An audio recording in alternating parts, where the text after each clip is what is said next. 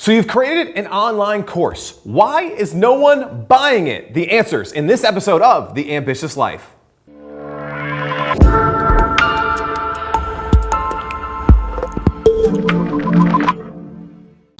So you did it. It's awesome. It's out there. It's in the world. You've created this thing, this digital course, this information product, this training that's going to revolutionize and transform someone's life, but no one's buying it. No one's going to your page and pulling out their wallet and giving you their credit card for their money. Why is that not happening? And I want to share with you 3 reasons why your information product, your digital course, is not selling.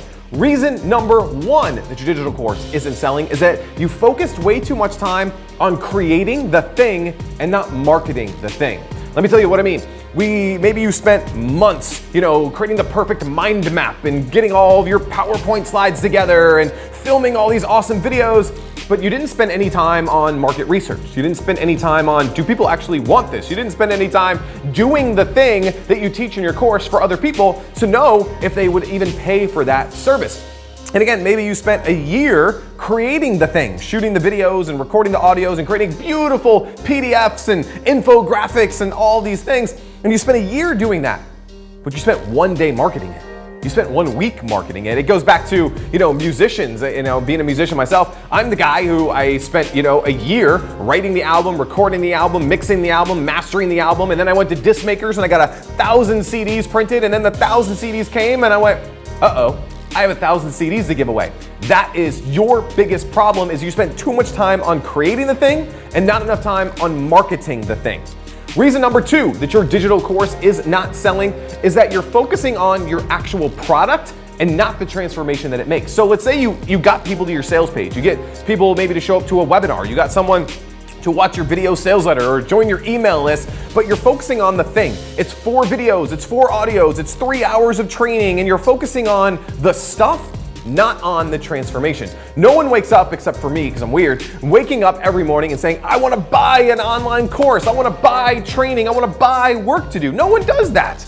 But what they do say is, I have a problem and I want it fixed. Here's the person that I want to become. Here's the pain that I want to move away from, or here's the pleasure that I want to move towards. That's why we buy these things. And so in your copy, in your sales video, in your webinar, in your email copy, focus on the transformation that your product makes. Don't focus on the things in your product. And thing number 3 is that you're probably underestimating the difficulty of the task.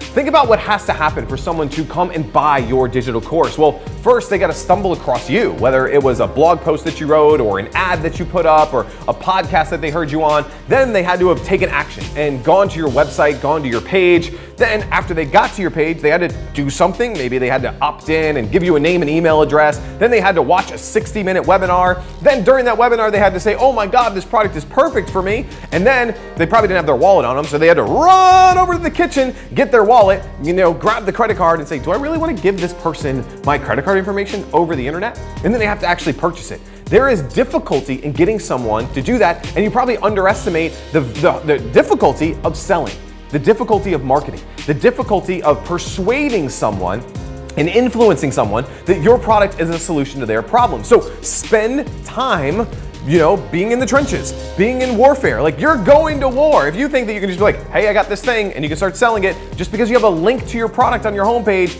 doesn't mean that anyone is buying it.